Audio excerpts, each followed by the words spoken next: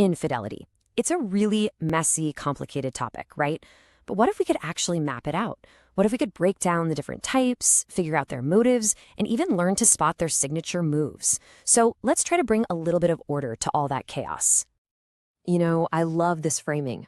It might sound a little playful, but the idea behind it is actually really powerful. Once you can identify the different types and see their patterns, you're not in the dark anymore. It's all about recognizing those special moves so you can understand what's really going on. And that's exactly what we're going to do here. We're going to break down all the different profiles so you can spot the warning signs from a mile away. So yeah, consider this your official field guide to the whole messy world of infidelity. Okay, first up, the main offenders. These are the ones you hear about most often, the classic profiles. These are the patterns of behavior that just keep showing up time and time again. So let's get to know them. So let's meet the serial cheater. For this person, cheating isn't some one-time mistake. It's a lifestyle. I mean, they are methodical, they're organized, they can juggle multiple partners and somehow make each one feel like they are the only one. It's truly a masterclass in deception. So how do you actually spot one? Well, it's all about the system they've built. Their stories are almost too perfect, They've got an answer for everything. Their phone is a fortress, and their schedule is basically top secret. But eventually, that mental load gets to be too much, and that's when they slip up. Mixing up a name or a detail is usually the first crack in the armor. Next, we have a much more subtle type, the emotional cheater. These guys operate in a kind of gray area. They'll swear up and down that they're innocent because, hey, nothing physical happened. But let's be real, this is a huge betrayal of intimacy. They're basically giving the emotional heart of your relationship to somebody else. The biggest dead giveaway here is the energy shift. There's always that one specific friend who gets all their texts, all their attention. They're secretive about their conversations. They get super defensive if you ask about it. And you just see their whole face light up when that person's name pops up on their phone. And that energy, that used to be reserved for you. All right, now for the opportunistic cheater. This person isn't actively hunting for an affair. Instead, they just kind of linger in tempting situations. And when that perfect storm hits the right place, right time, right person, they just don't have the impulse control to walk away. And you better believe they'll always blame it on something else. The booze, the business trip, feeling lonely. And this is their classic line. Just listen to the language. It happened. They talk about it like it was some random act of nature that they had no control over. But this isn't just an excuse, it's a strategy. It's all about shifting the blame away from their own choice and onto the circumstances. But here's the thing. Infidelity is never just one single misstep.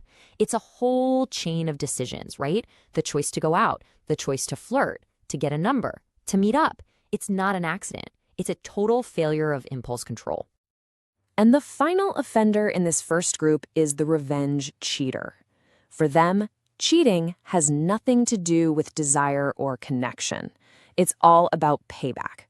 They feel like you've wronged them in some way, and they use cheating as the ultimate weapon to hurt you right back. It's just straight up emotional warfare. All right, so we've covered the basics. Now we're moving into the expert level. These next few profiles are way harder to spot, mostly because their methods are so subtle and their real motivations are usually buried deep in their own psychology. First up in this expert group is the exit cheater. And honestly, this one is just pure cowardice. They want out of the relationship, but they just don't have the guts to have that hard, honest conversation. So instead, they blow up the relationship by cheating. They're actually hoping you'll find out and do the dirty work of ending things for them. That way, they get to avoid being the bad guy. And the signs here are just deeply passive-aggressive. They'll start pulling away emotionally. They'll pick these stupid fights over nothing, anything to create distance. Then they'll start trying to blame you for their unhappiness, basically building a case in their own mind to justify the betrayal they're planning. Now, this one is a really fascinating psychological profile, the validation cheater. This person is driven by a really deep insecurity. See, your love and your admiration, it's never going to be enough because the hole they're trying to fill is inside of them. They need this constant stream of attention from new people just to feel worthy or attractive. This might be the scariest one on the entire list, the compartmentalizer. These people are absolute experts at living double lives. I'm serious. They can be completely loving and present with you 1 minute and then turn around and be the exact same way with someone else an hour later and feel almost zero guilt about it. So how do they do it? They build these mental walls between every single part of their life. You exist in the life with you box, but their work life, their social life, and of course, their secret life, they're all in completely separate boxes. This mental separation is what lets them operate without that crushing guilt, because in their mind, those worlds never ever touch. And finally, we have the accidental cheater. And yeah, I'm using air quotes there.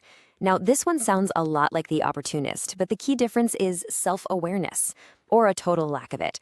They constantly put themselves in risky situations, they ignore all the red flags, and then they act completely shocked when one thing leads to another. They truly don't see how their own terrible boundaries created the entire mess.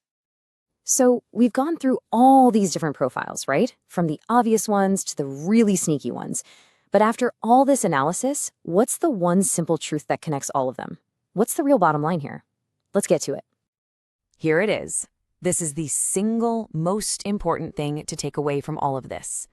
Regardless of the type, regardless of the motive, infidelity is never a mistake. It is always a choice, a conscious decision to break someone's trust. And look, if you are on the receiving end of this kind of behavior, it's so important that you hear this. It is not your fault. You are not responsible for another person's choices. Their decision to cheat is a reflection of their character, their own issues, not your worth. Your power is in how you choose to respond. And that's the real takeaway here. After all the detective work, the goal isn't to fix someone else. It's to strengthen your own standards. Now that you can identify the patterns, the final question isn't about them at all. It's about you. What kind of behavior are you willing to